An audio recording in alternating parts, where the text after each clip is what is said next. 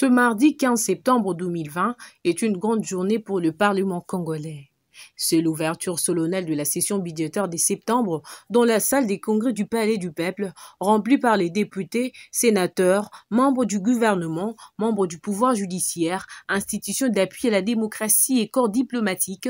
La présidente de l'Assemblée nationale a prononcé son traditionnel discours d'ouverture de la session. Concernant la CENI notamment, il est demandé au gouvernement de consacrer une rubrique budgétaire conséquente, graduelle, pour la préparation des opérations préélectorales et électorales qui devront se tenir dans les délais prescrits selon le vœu du chef de l'État.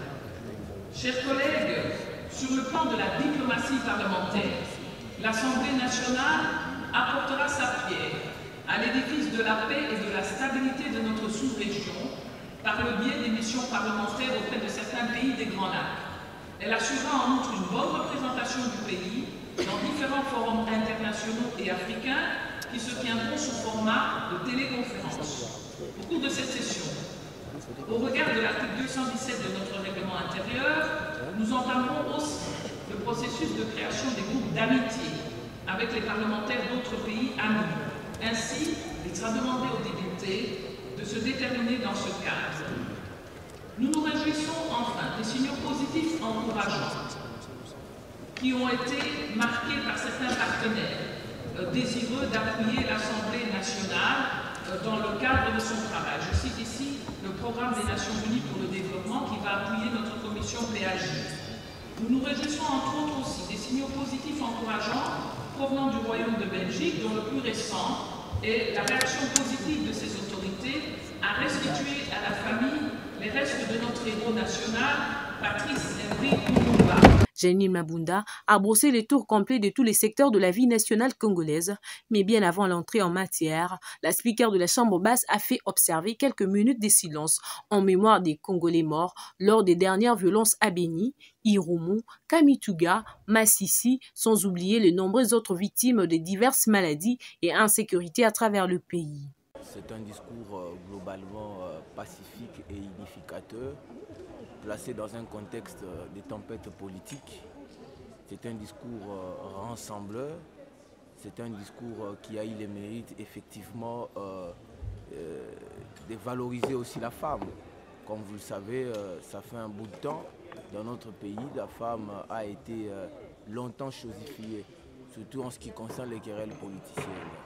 Mais de manière globale, je suis d'accord avec ce discours parce qu'il est novateur, parce qu'il est pacificateur, parce qu'il est placé au cœur des tempêtes politiques. Je félicite la présidente de l'Assemblée nationale, l'honorable Janine Mabunda, pour son discours d'ouverture de cette session parlementaire, qui est une session particulièrement budgétaire. Madame la présidente a ramassé tous les points qui concerne la vie de notre population. Et je crois que cette ouverture se fait, comme elle a eu à le dire, dans un contexte où nous sommes en pleine pandémie de la coronavirus. Et à cause de cette pandémie, je crois que notre population va connaître beaucoup de difficultés d'ordre social. Et elle interpelle ainsi le gouvernement pour mettre toutes les batteries en marche pour permettre à ce que notre population puisse, malgré cette pandémie, avoir de quoi se nourrir, puisque vous savez que cette pandémie a occasionné la crise alimentaire. Et grâce à Dieu, notre pays est quand même un pays qui a une vertu agricole. Il faudrait que le gouvernement trouve des moyens pour encourager les agriculteurs. Sur le plan politique, je crois qu'elle nous exhorte au respect du principe de séparation de pouvoir. Il faut que chaque institution se réfère davantage à la Constitution, parce que notre Constitution prévoit tout, pour que l'équilibre entre les différentes institutions puisse être rétabli et respecté. Je voudrais d'abord la féliciter parce qu'elle a pris tous les aspects de la vie politique de notre pays. Et personnellement, je voudrais stigmatiser le fait que nous ne devons pas dans notre pays, la République démocratique du Congo, cultiver la culture d'injures faciles et surtout le manque de respect à nos mamans. Parce que ce qui s'est passé, des injures avec, donc, disons, adressées à la présidente de l'Assemblée nationale, nous n'allons jamais tolérer ça. Parce que même dans nos villages, les mamans sont respectées. Et c'est pour cela que la session que nous commençons, bien que ce soit une session budgétaire, ça doit être aussi une session éducationnelle. Nous devons tenir compte de tout ce que nous allons dire à la télévision, tout ce que nous allons dire dans les réseaux sociaux, parce que le monde entier, même si quelqu'un vous dit non, c'est bien, c'est fait ceci, mais quand ils se réunissent chez eux, ils se disent voilà, les Congolais sont des étourdis. Madame la Présidente de l'Assemblée nationale est revenue sur la situation sécuritaire toujours préoccupante dans certaines provinces de notre pays, notamment en Ituri, avec le meurtre de plus de 50 personnes il y a quelques jours. Elle est également revenue sur le brûlement d'une mine à Kamituga et sur le kidnapping des filles à Kinshasa et dans certaines villes de la République, mais également sur les cas de viols des infirmières à Kisenso et les violences verbales, les violences politiques dont les victimes elles-mêmes. Et à ce sujet, je voudrais vraiment ici réitérer tout mon soutien à la présidente de l'Assemblée nationale, une dame qui exerce ses prérogatives avec beaucoup de dignité, avec beaucoup de compétences, qui fait l'objet depuis quelques jours des attaques odieuses, des propos désobligeants, des propos outrageux sur sa personne.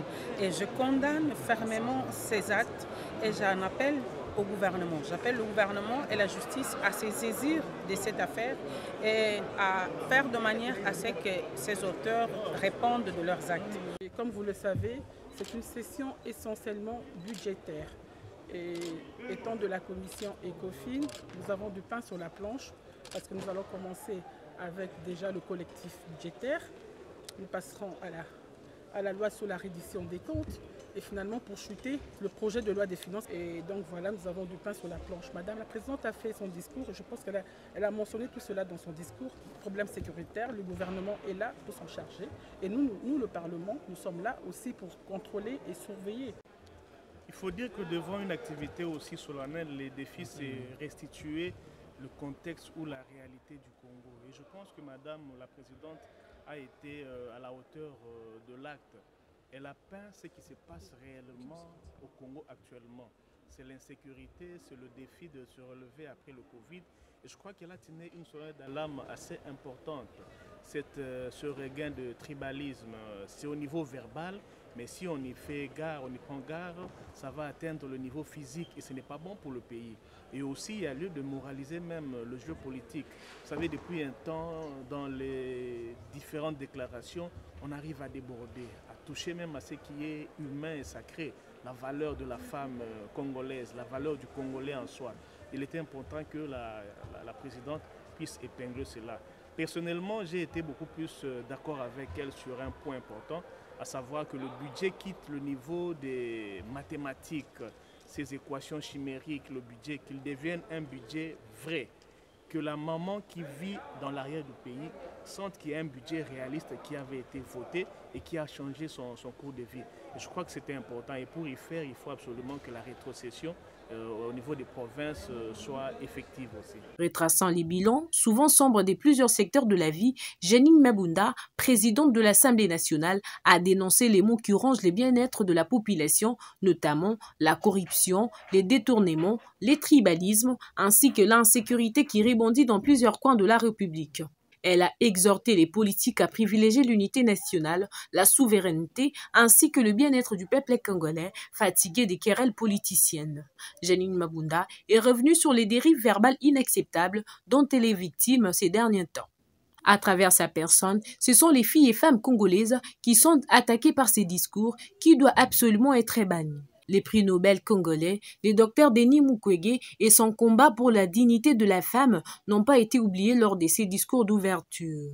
Outre les budgets 2021 ainsi que le collectif budgétaire 2020 qui ont priorité durant cette session, quelques propositions de loi relatives à la lutte contre la corruption, l'entrepreneuriat de jeunes, le réforme de la fonction publique et les droits de l'homme figurent en ordre des priorités.